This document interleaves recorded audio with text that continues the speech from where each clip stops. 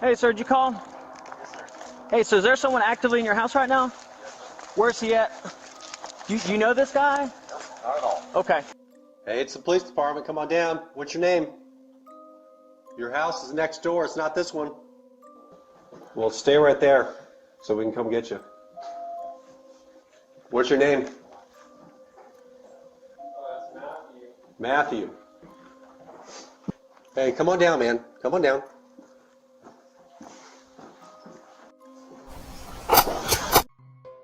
Connaissez-vous vraiment vos voisins? Derrière les façades impeccables et les sourires de courtoisie, se cachent parfois des histoires troublantes et des secrets bien gardés. Prenons l'exemple de la famille Lanz, dont les actions ont bouleversé la tranquillité d'un quartier en Géorgie. Austin Lanz, un jeune homme de 27 ans, et son frère cadet Matthew ont plongé leur communauté dans une série d'événements terrifiants et incompréhensibles. Bienvenue sur Histoire d'un crime, la chaîne où nous plongeons au cœur des mystères obscurs et des intrigues troublantes. Préparez-vous à découvrir des récits fascinants et des enquêtes palpitantes. Installez-vous confortablement et laissez-vous emporter.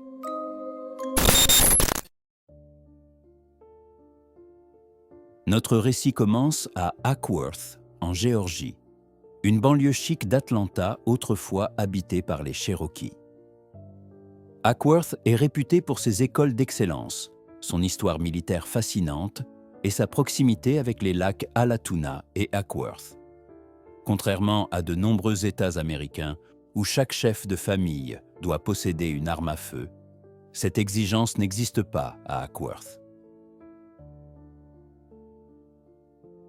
À l'été 2019, Philip Brent, 23 ans, et sa fiancée, Eliza Wells, 23 ans, emménagent dans une maison en briques rouges. Leur vie semble idyllique, jusqu'à ce qu'une étrange lettre arrive en décembre. Sur le papier, une image explicite d'adulte, accompagnée d'un message incohérent. Philippe, pensant à une farce d'enfant, jette la lettre sans y prêter plus d'attention. Mais en mai 2020, après avoir reçu une troisième farce de ce genre, incluant une photo graphique d'une femme portant un diadème et un diadème jouet, Philippe décide de contacter la police. Les agents, impuissants, suggèrent au couple d'installer des caméras de sécurité. 2 mois plus tard, en juillet 2020, Philippe découvre une bouteille de jus de pomme contenant une cigarette devant sa porte de garage. Déterminé à découvrir l'identité du coupable, il passe des heures à visionner les images de surveillance. Il y voit son voisin Austin Lanz.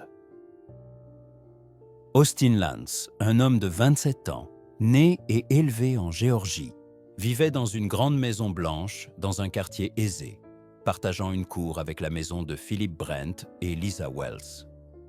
Fils d'un directeur de construction, il travaillait principalement pour son père, mais occupait également d'autres emplois. En 2012, après le lycée, il s'est enrôlé dans le corps des Marines des États-Unis, mais a été renvoyé moins d'1 mois plus tard, sans jamais obtenir le titre de marine. Il est alors retourné vivre avec ses parents. Revenons à notre incident. Philip Brent n'était pas surpris de voir Austin sur les images de surveillance, déposant un objet dans sa boîte aux lettres tard dans la nuit et plaçant une bouteille de jus de pomme contre la porte de son garage. Philip soupçonnait Austin depuis longtemps. Nous devions souvent passer devant sa maison en voiture. Chaque fois que nous passions, il était dehors, fumant une cigarette ou nous lançant des regards effrayants et troublants, tout en nous faisant signe, raconte Philip Brent. Avec ses preuves en main, Philip Brent et Lisa Wells contactent à nouveau la police. Les agents parlent aux parents d'Austin qui, embarrassés, promettent de veiller à ce qu'Austin reçoive une thérapie. Ils conviennent également d'organiser une brève réunion avec leurs voisins pour présenter leurs excuses. La police, cherchant à comprendre les motivations d'Austin, lui a demandé s'il avait déjà rencontré Miss Eliza Wells. Austin a répondu par la négative. Lorsqu'on lui a demandé pourquoi il avait commencé à faire ces choses, il a simplement répondu « Eh bien, je peux la voir à travers la fenêtre de sa salle de bain. » La semaine suivante, Philippe et Eliza se sont rendus au tribunal de première instance du comté de Cobb pour demander une ordonnance de non-communication. Malheureusement, leur demande a été refusée le tribunal estimant que le comportement d'Austin n'était pas suffisamment dangereux pour justifier une telle mesure. Peu après, en octobre 2020, Lisa et Philippe ont mis fin à leur relation et Lisa a quitté la maison. Si vous pensiez que cela marquait la fin du harcèlement, détrompez-vous. Philippe, resté seul dans la maison, a continué à recevoir des lettres avec des images explicites et des objets étranges. Le 18 avril 2021, une alerte sur son téléphone l'a réveillé vers minuit, signalant une présence chez lui. En consultant les images de la caméra, il a vu Austin tenant une grande pancarte qu'il collait sur sa porte d'entrée. La pancarte portait 2 messages. « J'ai fini de me demander pour de vrai » d'un côté et « À quoi ça sert » de l'autre. Philippe a immédiatement appelé la police, qui a émis un avertissement d'intrusion à Austin, le menaçant d'arrestation en cas de récidive. Finalement, Philippe a décidé de quitter la maison et est allé vivre chez sa sœur. Le 24 avril, à 4 heures du matin, environ une semaine après, Philippe a reçu une nouvelle alerte de sa société d'alarme, indiquant la présence d'un intrus à l'intérieur de sa maison. Sur les images de la caméra, il a vu Austin, armé d'un pied de biche, fouiller méthodiquement chaque pièce pendant 13 minutes. La police a déclaré que l'utilisation du pied de biche suggérait qu'il prévoyait de s'en servir davantage. Lorsque la police est intervenue cette nuit-là, ils ont trouvé Austin devant son domicile, fumant une cigarette sous la pluie. Il a été arrêté pour cambriolage et intrusion. Austin Lance a été transporté à la prison du comté de Cobb, où il a attaqué 2 adjoints du shérif. L'un des adjoints a subi une luxation du pouce, tandis que l'autre a souffert d'une déchirure du ligament croisé antérieur et d'un éclat osseux. Il a fallu plusieurs agents pour maîtriser Austin, qui les a insultés pour ne pas l'avoir combattu individuellement. À la suite de cette agression, 6 chefs d'accusation supplémentaires ont été ajoutés, dont 2 pour agression contre un agent des forces de l'ordre. La caution a été fixée à 45 000 $. Le dossier d'Austin a été transféré à la Cour supérieure, où il a été inculpé pour émeute dans un établissement pénitentiaire et menaces terroristes. Cependant, ces accusations ont été abandonnées faute de preuves suffisantes. Le 12 mai, la caution d'Austin a été réduite à 30 000 $ avec des conditions strictes. Une évaluation obligatoire de sa santé mentale et de sa toxicomanie dans les 30 jours, suivant sa libération, la recherche d'un emploi et l'interdiction de posséder des armes. Philip Brent et Lisa Wells, présents à l'audience sur la caution d'Austin, ont été déçus par la décision du juge. Malgré l'ordonnance de réduction de la caution, Austin n'a été libéré de prison que le 18 juillet. Le lendemain, un juge distinct a modifié les conditions de sa caution, permettant à Austin de quitter l'État pour s'installer en Virginie, où il prévoyait de travailler pour son père. Le mardi 3 août 2021 à 10h30, Austin Lance monte à bord d'un bus en direction de Washington, D.C. À son arrivée au centre de transit du Pentagone, il descend du bus et tend une embuscade, poignardant et tuant le premier policier du Pentagone qu'il rencontre. Cet officier, George Gonzalez, patrouillait dans une station de métro à quelques pas du Pentagone. Selon le FBI, une lutte s'ensuit, au cours de laquelle Austin s'empare de l'arme de service de George et finit par se tirer dessus.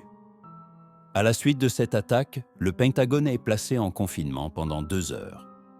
George est transporté à l'hôpital universitaire George Washington, où il succombe à ses blessures, tandis que ses collègues se rassemblent à l'extérieur pour lui rendre hommage. George Gonzalez était un ancien combattant décoré ayant servi en Irak, où il avait remporté la médaille élogieuse de l'armée pour des actes d'héroïsme soutenus ou un service méritoire. En juillet 2018, il avait déménagé en Virginie pour rejoindre l'Agence de protection des forces du Pentagone, gravissant les échelons pour devenir officier supérieur en 2020. Fier fan des Yankees et des Knicks de New York, George partageait fréquemment sur Facebook les hauts et les bas de ses équipes. Ses amis et collègues le décrivaient comme un homme souriant et humble, dévoué à protéger et servir son pays. Les parents d'Austin Lanz ont publié une déclaration par l'intermédiaire de leur avocat, affirmant qu'Austin avait eu de nombreux problèmes de santé mentale au cours des derniers mois de sa vie, incluant des séjours à l'hôpital et de nombreuses évaluations psychologiques. Malgré cela, il n'a jamais reçu de diagnostic officiel. Des voisins ont rapporté qu'Austin avait un passé troublé, ayant déjà tenté de harceler, de traquer et d'entrer par effraction dans plusieurs maisons de la région. Avec le décès d'Austin, la communauté angoissée espérait pouvoir tourner la page sur ce chapitre terrifiant de harcèlement et de violence. Cependant, cette paix fut de courte durée. Le 31 août 2021, Philip Brent a vendu la maison familiale à Justin Hicks et à son épouse Amber. Le couple a emménagé dans leur nouvelle maison en septembre avec leur fils de 2 ans, ignorant peut-être l'histoire troublée de leurs voisins. Matthew Scott Lanz, le frère cadet d'Austin, âgé de 22 ans, était récemment rentré chez lui pour vivre avec ses parents. Contrairement à Austin, Matthew avait emprunté un chemin différent. Après le lycée, il s'est inscrit à l'Université de Géorgie, où il a été boursier et a joué à la crosse pendant 4 ans.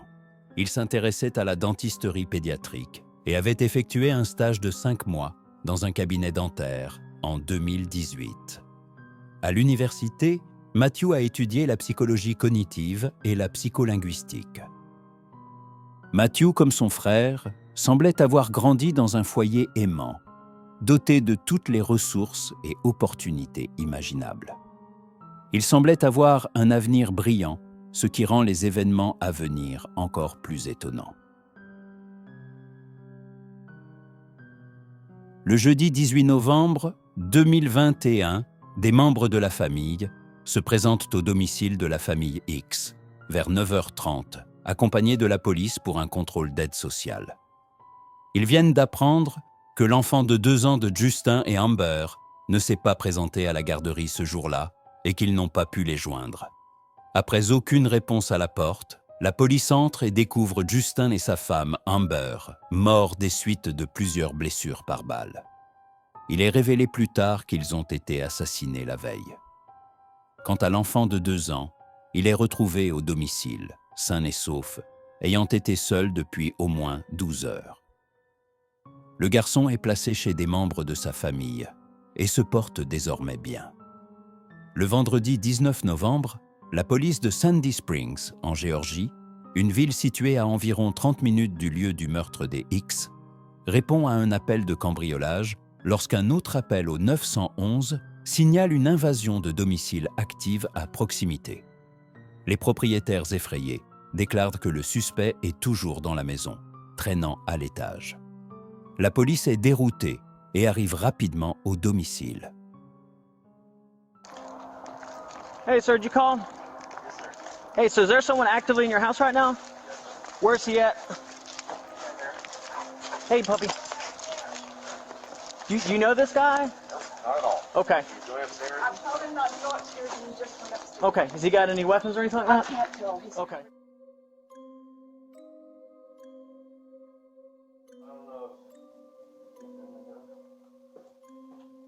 Hey, it's the police department. Come on down. What's your name? Hello?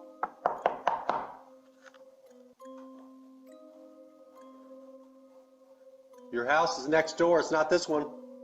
This is the residence of... What's that? No, man, not if you come out right now and talk to us. That's what I'm afraid of, is that when we twisted No, we're not going to twist anything like that, you know? next door, you said? Yeah. You got close, but not close enough, you know? Well, stay right there so we can come get you. Or else come downstairs, yeah? Yeah, just walk down to this middle landing, okay? What's your name?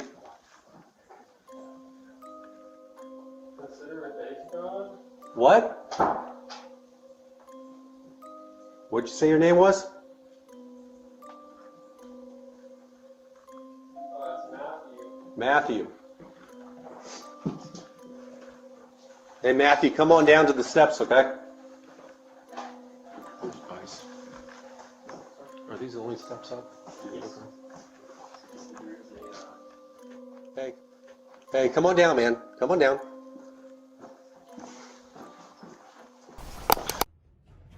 Au cours de l'altercation, le suspect sort un long couteau et poignarde un policier à 6 reprises dans la nuque, à quelques millimètres de la veine jugulaire. Le policier blessé est transporté à l'hôpital et libéré un jour plus tard. Selon un rapport de police, les agents ont utilisé des tasers, des sprays de poivre et 2 balles réelles pour finalement arrêter le suspect. Le suspect, également blessé par balle, est transporté à l'hôpital pour y être soigné. C'est là qu'il est identifié. Il s'appelle Matthew Lance. À sa sortie de l'hôpital, Matthew est arrêté et emmené à la prison du comté de Fulton. Le lendemain, le service de police de Sandy Springs, en collaboration avec le service de police du comté de Cobb, annonce que son enquête a révélé que Matthew Lance est responsable du meurtre du couple X à leur domicile. Pour ces crimes, Matthew Lance est inculpé de 2 chefs de meurtre, de 2 chefs de voies de faits graves, d'un chef d'invasion de domicile et d'un chef de possession d'une arme à feu lors de la commission d'un crime. Il est actuellement détenu sans caution à la prison du comté de Fulton en attendant son procès. À ce jour, les mobiles des crimes commis par les frères Lance restent flous, alors que les membres de la communauté géorgienne attendent que justice soit rendue. Ils restent choqués, confus et attristés par cette chaîne d'événements bizarres et terrifiants. Qu'est-ce qui pourrait pousser 2 jeunes hommes, pleins de potentiel et disposant de toutes les ressources et avantages, à se déchaîner si violemment? Certains pensent que les crimes des frères Lance peuvent être attribués à des problèmes de santé mentale, à l'éducation, ou à une combinaison des deux. Bien qu'Austin ait pu avoir des problèmes de santé mentale, cela ne justifie pas nécessairement ses actes, ni n'enlève rien à l'impact et à la souffrance qu'ils ont causés aux victimes et à leurs familles. Et qu'en est-il de Matthew? Était-il également atteint de problèmes de santé mentale? Malheureusement, il n'y a pas beaucoup d'informations disponibles sur Matthew dans ce sens, mais on sait que certains problèmes de santé mentale ont tendance à être héréditaires. La plupart des spéculations sur les motivations de Matthew suggèrent que son intention était de venger la mort de son frère et d'achever le travail de ce dernier en tuant les voisins.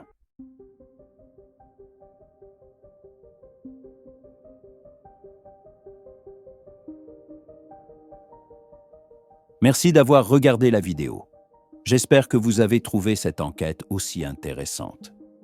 N'hésitez pas à partager vos pensées et vos théories dans les commentaires.